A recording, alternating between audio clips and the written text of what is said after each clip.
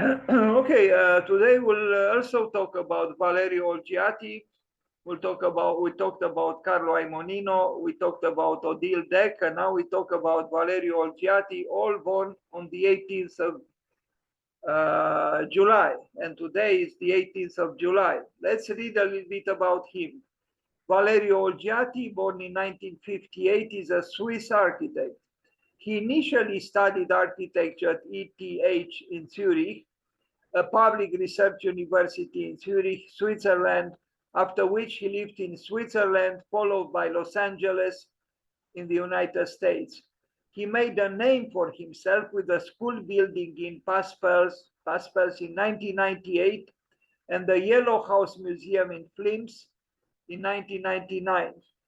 Other recognized buildings by him are the House for the Musician Atelier Bardil in Charans, the Villa Alem in Lentejo, the UNESCO World Heritage Bahrain Pearling Trail Visiting Center in Muharraq, and the Baloise Insurance Building in Basel.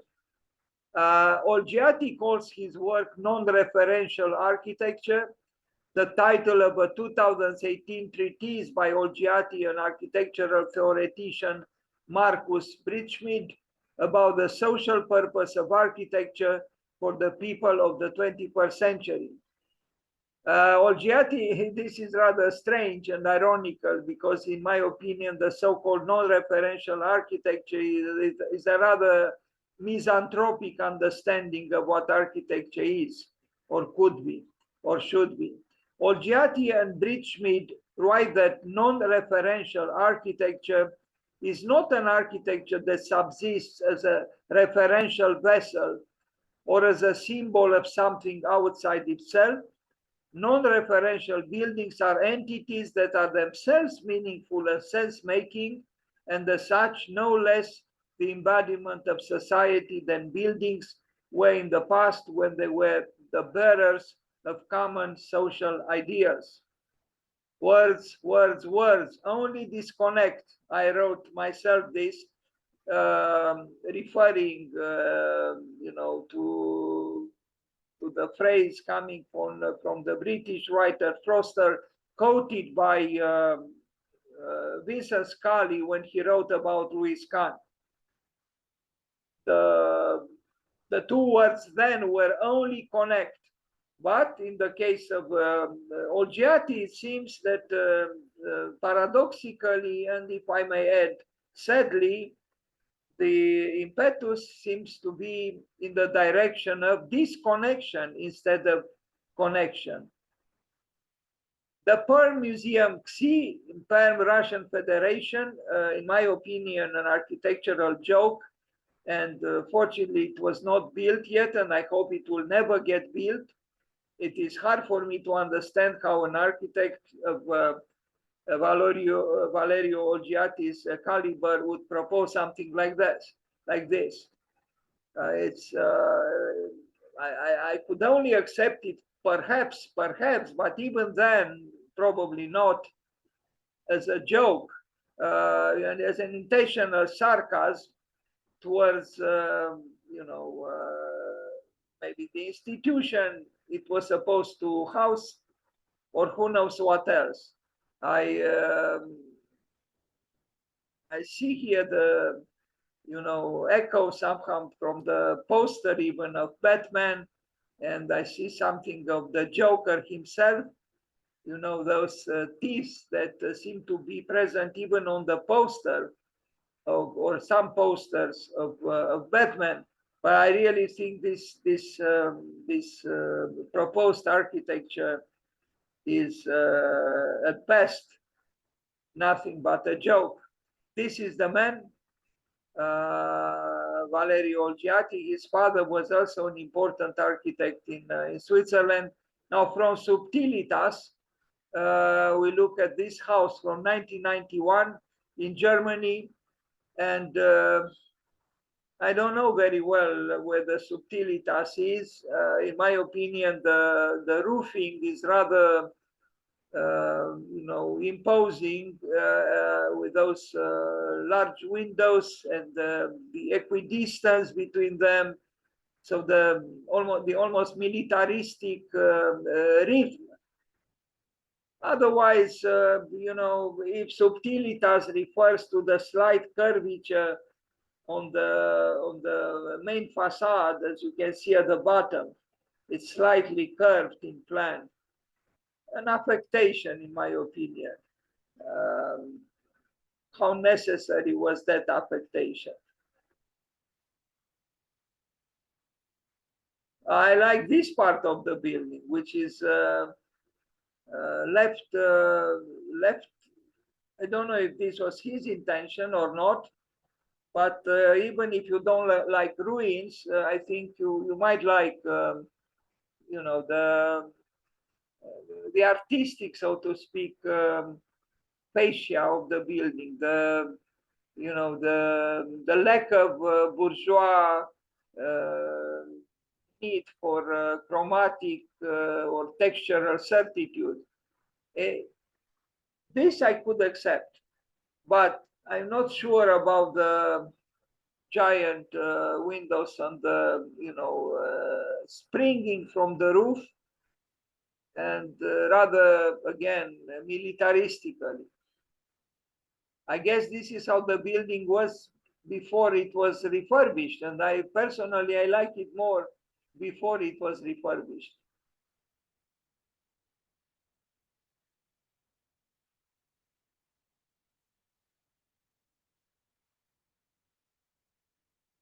The Korean American Museum of Art and Culture in Los Angeles, United States, 1995.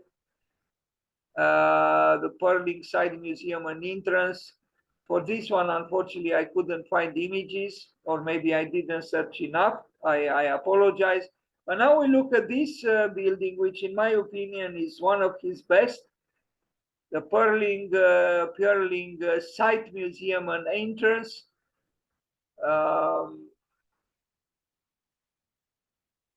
It is monumental. It is, to an extent at least, eyeing death, in my opinion. It's a willful ruin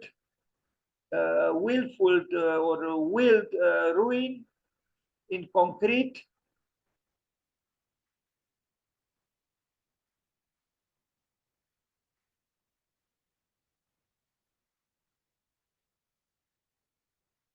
Lots of concrete here.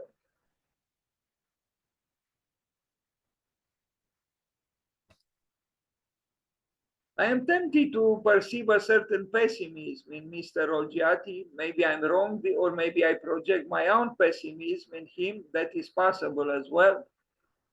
Now, indeed, the building is non-referential. As you can see, it has no connection whatsoever to the building on the left or on the right,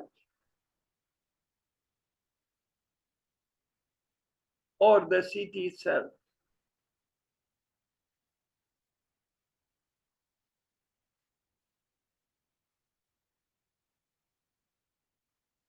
He did this before, I mean, not before, some other time, where he created openings in a concrete slab, shaped kind of like the facade of a house, the paradigmatic house as a child would draw it, with a sloping roof. I wonder why he does that.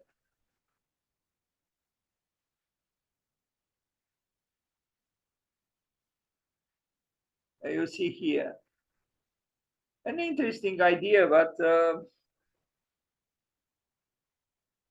I'm not sure what he wants to communicate with this.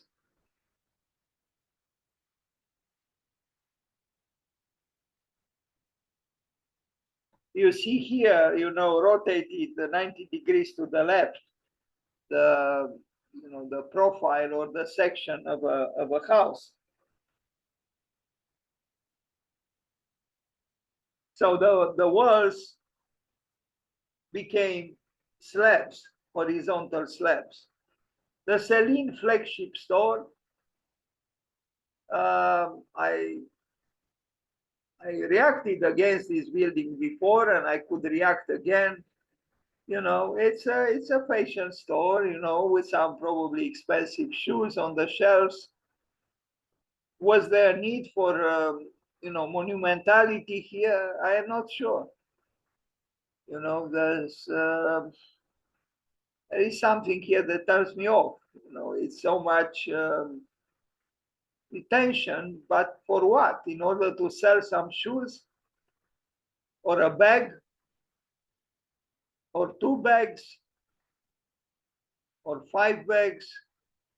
I don't know. Should we monumentalize, boutiques in such a way to glorify, the gadgets, the seductive gadgets called a bag and shoes and so on?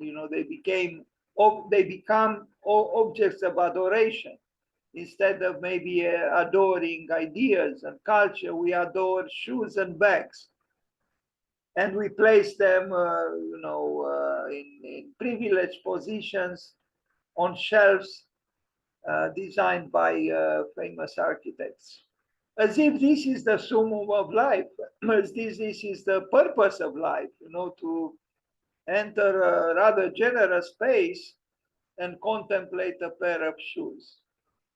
Do we live in order to buy shoes, or we buy shoes in order to live? Do we eat in order to live, or we live in order to eat?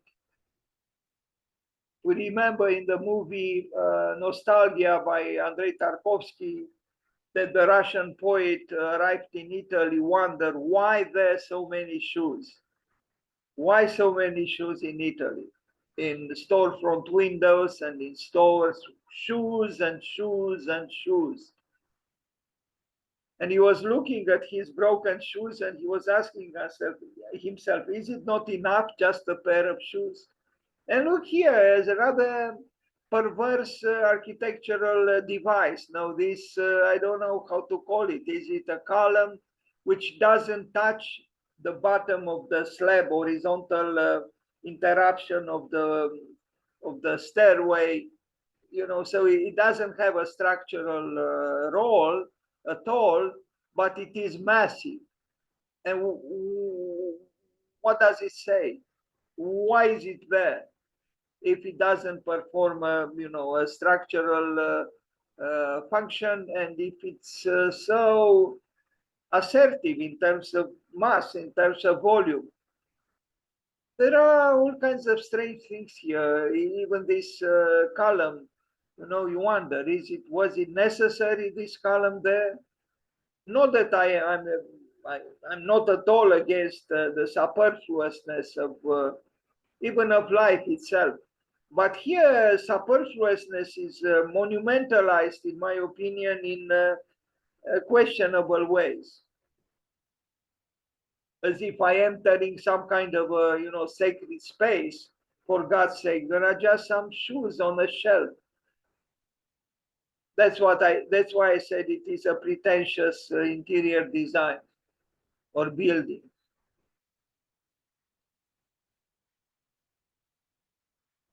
And this is the plan. A nice drawing, but what does it say, actually?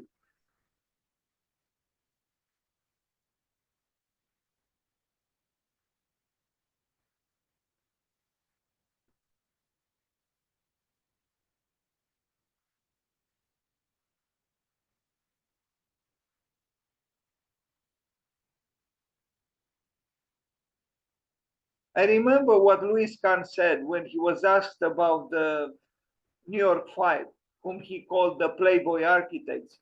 And he said, I prefer to do what is right the wrong way than to do what is wrong the right way. And I have the feeling that Valerio Olgiati is doing actually, what is wrong the right way. There are all kinds of, so-called perfections here, or aesthetically speaking, interesting things. But you see here in the section what we saw previously in in so-called reality. And when I said that this object, this massive object here is mimicking, supporting this stair midway, but is not actually doing it. So why is it here? And why in this assertive way? What's the meaning of this, actually? Yes, so-called poetical drawings, but somehow poetical in an empty way, and thus, in my opinion, not genuine poetry. A house in Lux. Now, this is also a house which shows non-referentiality, or to put it another way, the rather misanthropic attitude towards society, because how could you connect with society from a non-referential position? Yes, there is a huge window there, it's true, which doesn't open, it's huge. It might be that you cannot see through it, and anyway, it's rather questionable to have such a large piece of glass, part of a private house, at the level of the street, at the level of the ground. And the interior, what can we say? It's all white and splendid, but in my opinion, lifeless. I kind of miss those shoes from the previous store being thrown on the floor, one to the left and one to the right, something to denote life. But yes, the pictures were taken before people moved in, I imagine. Was there need for this giant, if this giant window was oriented towards some beautiful mountains or a beautiful valley or a beautiful sunrise or a beautiful sunset, you would have said it makes sense. But here, what is it oriented towards?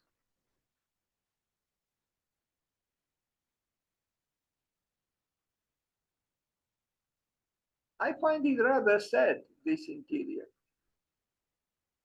I feel like calling some graffiti artist to splash some colors and letters and whatever on these frigid walls.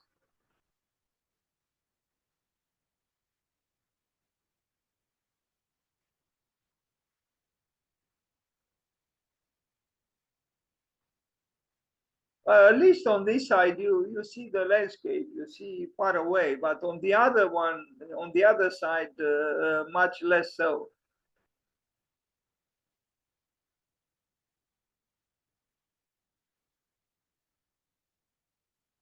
That's what you see from the other side.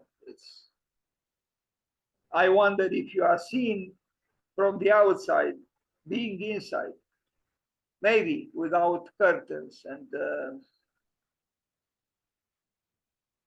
I find his architecture rather perverse. Even the so-called concept of non-referentiality, I find it perverse.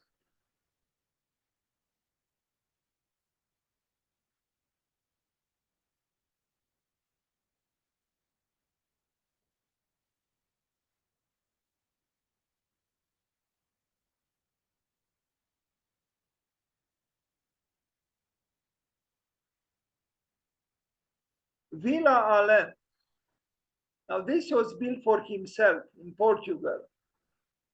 And it does bother me because it is, again, a rather egocentric statement. This man is not trying to connect with the nature outside. He's only perhaps connecting with the nature inside his own courtyard. And he turns towards the outside of his own house, a blank wall. And I almost feel tempted to say that's almost a symbol, an emblem of his architecture is that ridiculous little table there, clearly underdimensioned, with the large sofas, on two sides.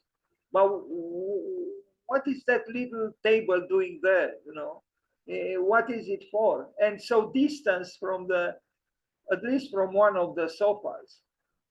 Okay, maybe its position was not to be there and it just happened to be there when the photographer came in. I don't know. And this is the house which is turning its back, so to speak, its opaque walls, fortress-like walls towards the outside. It's self-enclosed, but it's self-enclosed not within a city where you say there is noise, there is traffic, there is pollution, but in nature. And why would he do this? You know, he's isolating himself within nature itself. And here there are trees. You know, why would one turn concrete back, a concrete wall, or concrete slanted surfaces or slabs towards towards the work of God, that is nature, towards the trees? It is a fortress, but it is a fortress within nature, and this is a little bit disappointing, I think.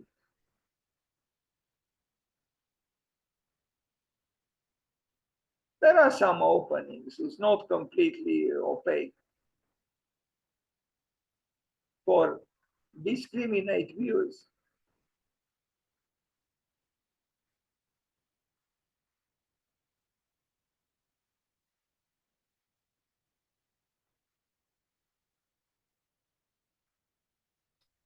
Again and again, I find his work being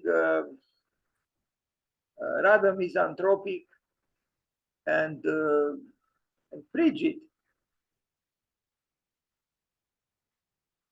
That doesn't seem to say to that doesn't seem to be a basic joie de vivre, although he probably has all the reasons to be joyous. He's successful, he builds, he's not poor. But then why these fortress-like concrete walls towards, again, nature? Let's recall what Frank Lloyd Wright said when he was asked in an interview when he was over 80 or 85, do you believe in God? And Frank Lloyd Wright said, I do, but I spell it nature. But this man seems to turn his back on God himself if he turns his back on nature. And then, yes, these passageways rather ominous and cold. And I remember when I presented his work before, I commented on the appearance, rather obsessive, of letter O, and his name is Olgiati, starts with O. And even when you visit his website, the first page, so to speak, the first window shows, you know, the narcissistic letter O.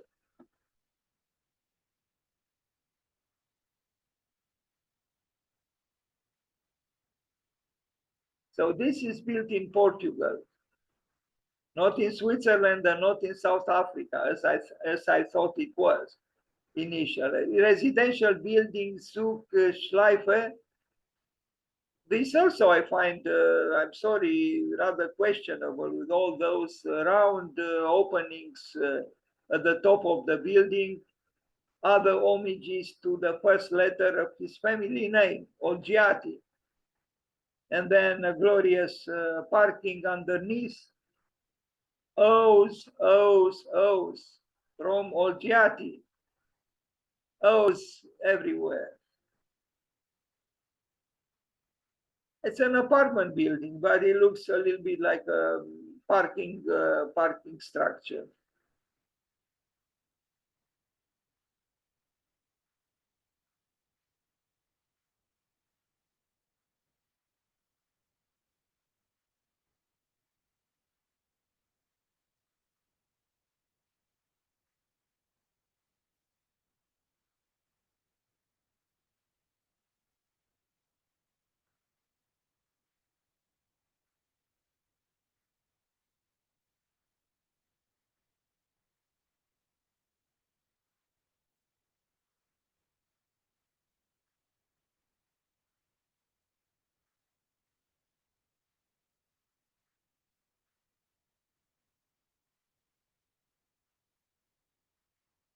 I almost feel tempted of using these words, the sadness of architecture.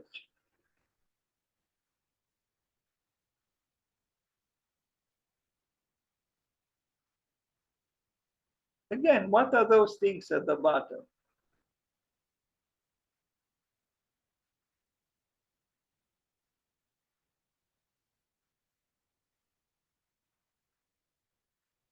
Landtag auditorium.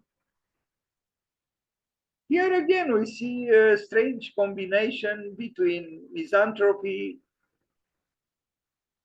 and frigidity and aesthetical perversion. Like, this is supposed to be an auditorium, no? The place of gathering where people get together. But this is, some kind of a building which is so opaque and morose and gray that is not conducive, in my opinion, to healthy,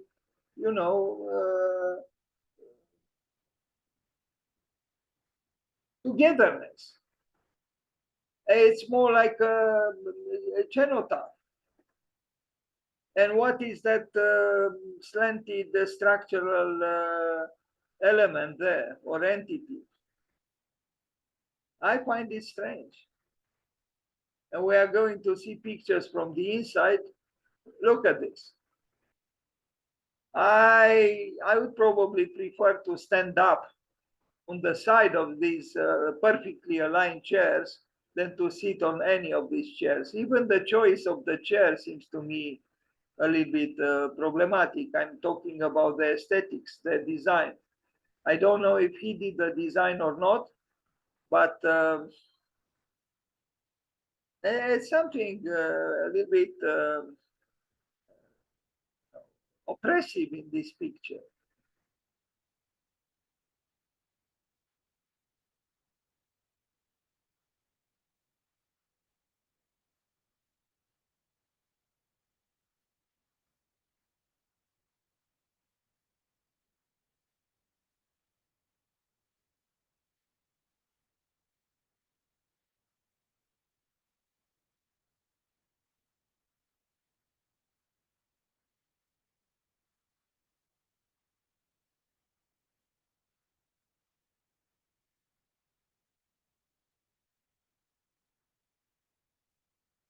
K and N residence.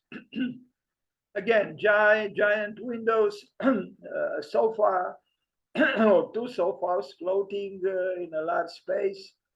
And then outside, finally, some color, the color of nature, the color of life. And then inside, grayness, grayness, and again, grayness.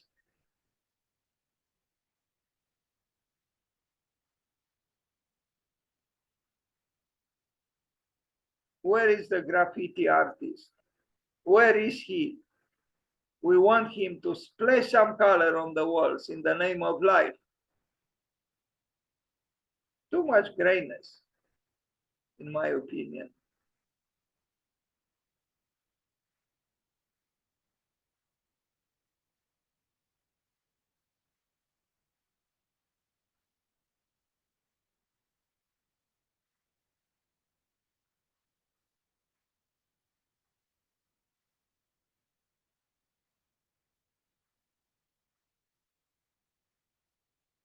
The National Park Center.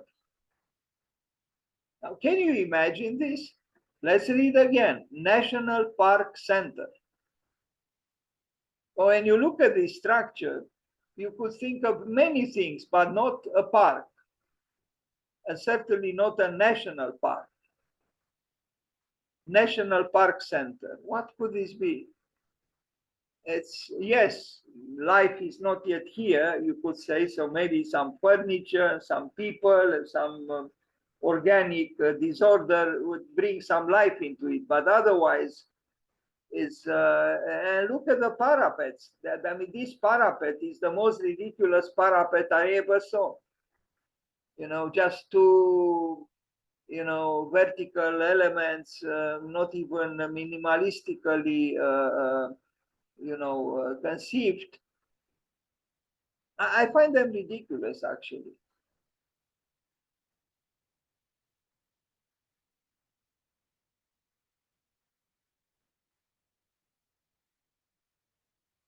A building, but it's not a building that narrates, and it is certainly not a building that sings. In other words, the architect was not an Eupalinos, to refer to the perceived, you know, yes, the insightful little book that Paul Valéry wrote, Eupalinos ou l'architecte, Eupalinos or the architect. This is just a building, but some people think it's architecture.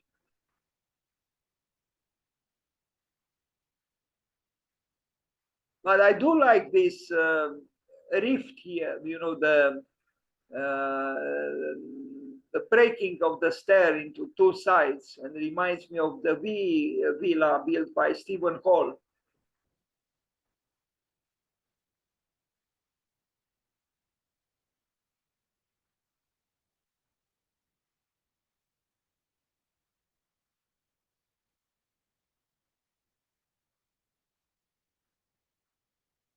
Was this building for split personalities? Perhaps. Or for those suffering from bipolar disorder? Perhaps.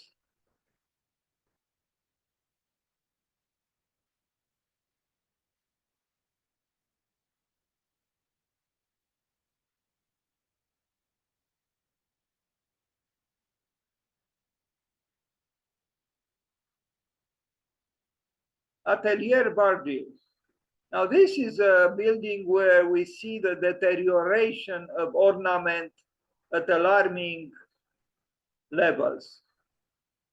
The building is in the tradition of losing hope, so to speak, that manifests itself in an opulent, well-to-do country like Switzerland.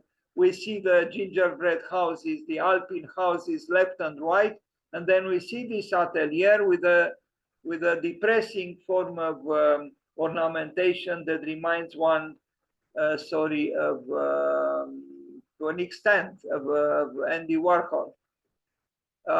Here we see the roundness on the slab above, and then underneath we see the squareness or the rectangularity of the grass parcel. I saw a picture where, you know, the snow fell through the roundness of the top level slab, falling on the squareness or rectangularity of the ground floor, and I felt that there was some kind of a maybe commentary on you know, the tensions, the dialectics between the celestial and the telluric or the terrestrial. But all in all, it's an architecture that even a chair by Charles Eames cannot save, and certainly not those frigid flowers inscribed on the concrete of the walls. Look at them here. You know, they are so unflowers, if I can exasperate the language in this way. You know, yesterday I showed the plans of hospitals done by Bertrand Goldberg in Chicago, and not only in Chicago. And there was more authenticity and more force and more vitality in those flower-like plans for hospitals done by Bertrand Goldberg than what we see here. It's a form of ornamentation without hope, in my opinion, what we look at here.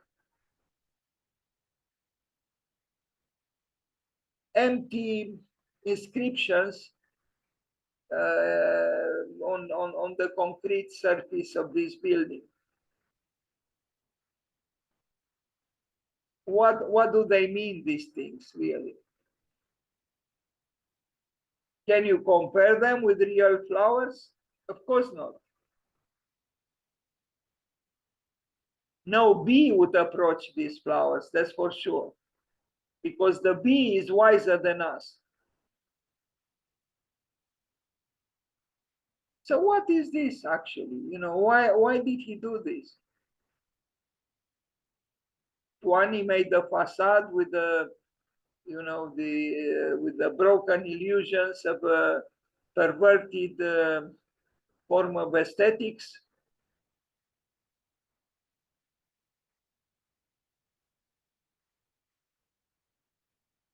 The Pearl Museum in Xi, we already saw an image of it, and now we see the whole of it in all its not glory but horror. I cannot understand how a serious architect could do something like this. Let's imagine that you know, what other people think of him has some validity. But when I look at this building, I see the depressive side of architecture. I'm almost sure that Frank Lloyd Wright would have reacted in sad terms to this building. The light scheme.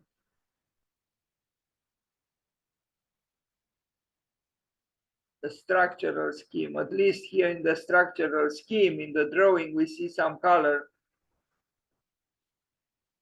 The constructive section, the site plan, the plan, workshops, exhibition as storages, parking, as if the workshops and the parking and the storages are all belong to the same realm.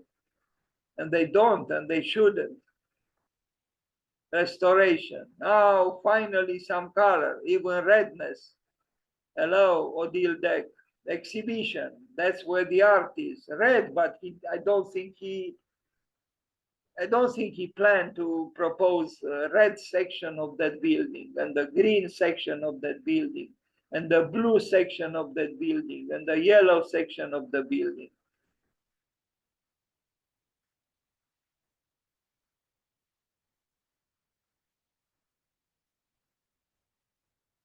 What is this?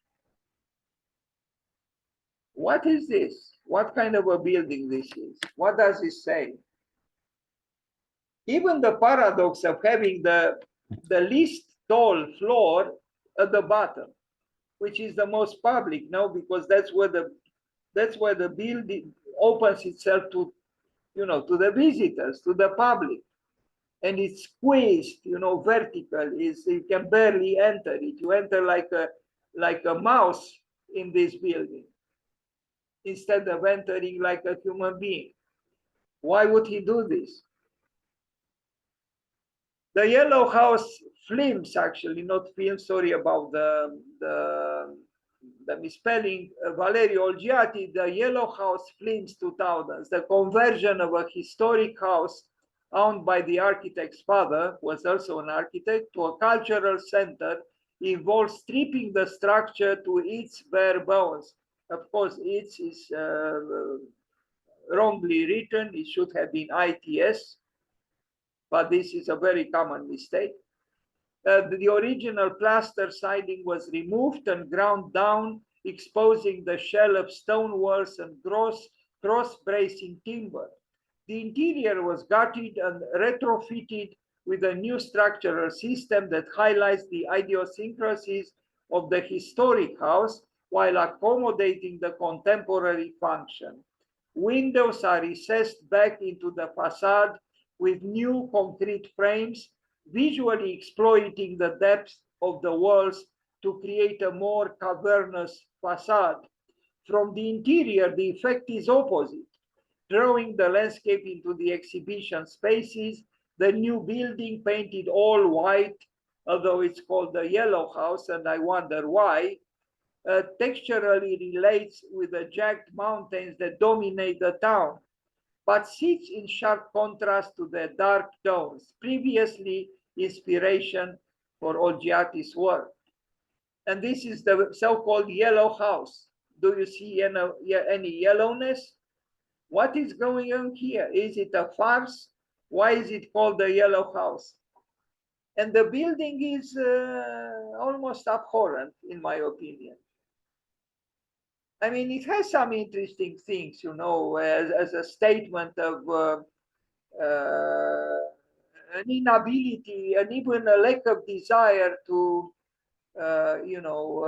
negotiate with society in unrestricted terms, in organic terms, maybe even in lyrical terms. This building is not in any way attempting something like this.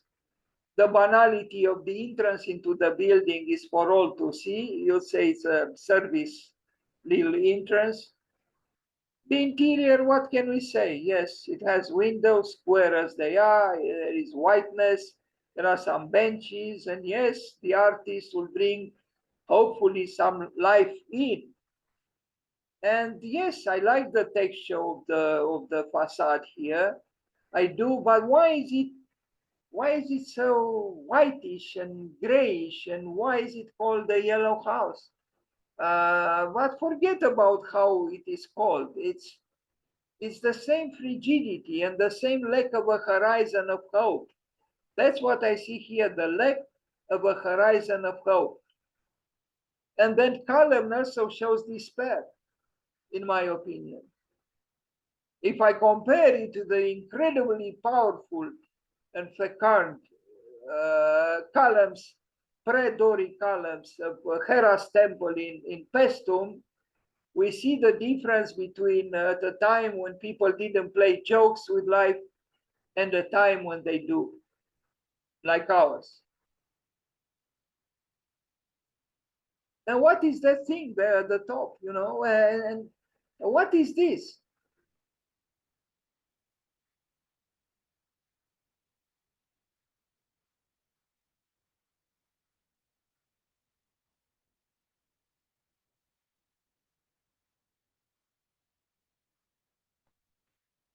That's all. Let's wish him, though, happy birthday. Thank you.